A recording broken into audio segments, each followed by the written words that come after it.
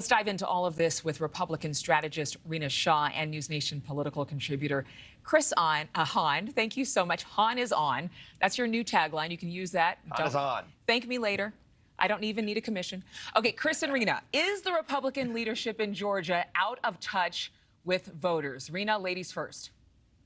I don't think the leadership in Georgia on either side, whether you're looking at anybody who's sitting in office right now or even in the party leadership, is doing anything that's unusual. What they're doing is essentially dissecting what happened 3 years ago. They're reliving sort of the tale of that election. It hasn't stopped for them.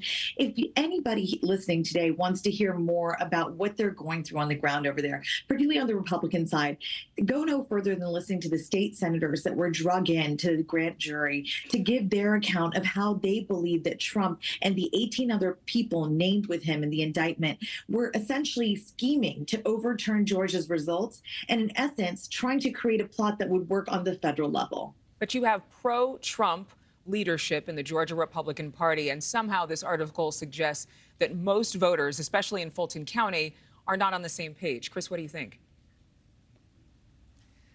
I think that the Democrats are going to win Georgia in 2024, and it's going to be because Trump refused to face reality after the election and move on, like every other presidential loser in the history of this country. As a result, the people of Georgia are seeing this day in and day out. Their friends, their neighbors have been affected by this. It is time for every Republican in Georgia to stand up and say the election was not stolen. The Republicans who run that state did not run an unfair election.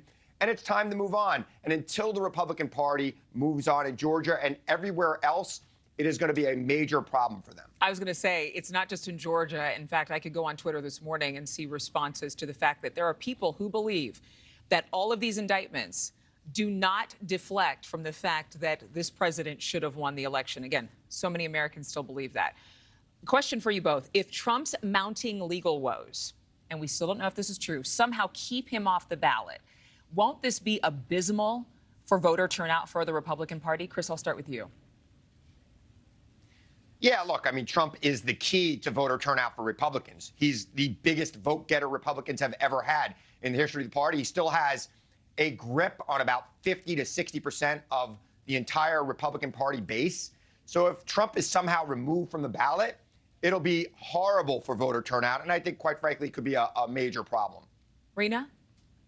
There's no mechanism by which to remove Trump on state ballots unless the state party votes to do so. And I simply don't see that happening. I've been on local GOP committees in the past. I can tell you it's quite a process, particularly when you have MAGA folks who are still very much embroiled in sort of party politics. They're not leaving anytime soon. And they're the people who show up. It's always the most extreme people in the party that are at every meeting, who are voting, who are stacking these committees. So there's a reality here is that March 4th is what the Fulton County DA Fannie Willis, she has said that's the date she's looking at. There's 6 states that have their primaries or caucuses before that date. There's 15 states that vote on March 5th.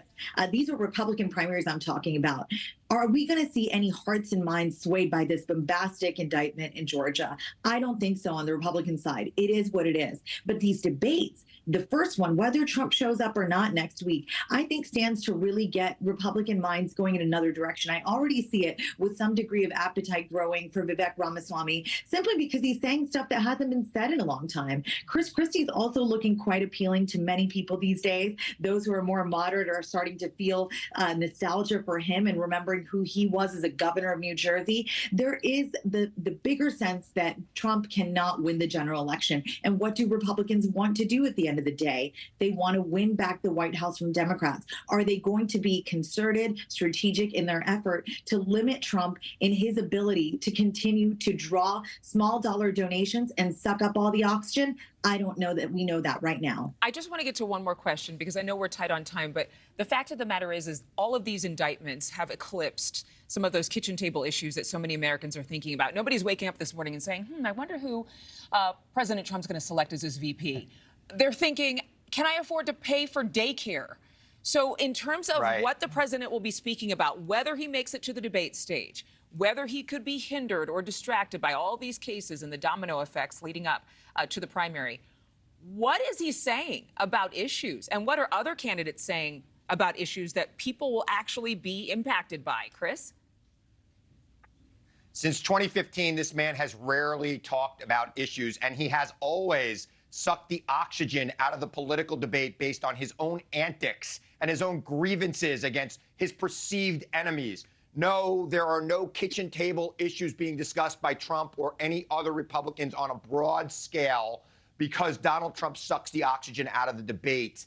And by the way, it's also why he's unelectable in November, because the people who are going to make up the difference, the swing voters, want to know what the presidential candidate's going to do for them, not what that presidential candidate is upset about. Donald Trump has a lot, and he's telling people around this country who have a lot less than him that he's a victim. And I'm telling you, that does not play with swing voters. It's why Republicans, smart Republicans like Rina, say this guy's got to get out of there or he's going to bring the whole party down. Thank you for watching. Go to newsnationnow.com to find News Nation on your television provider. And don't forget to click the red subscribe button below to get more of News Nation's fact-driven, unbiased coverage.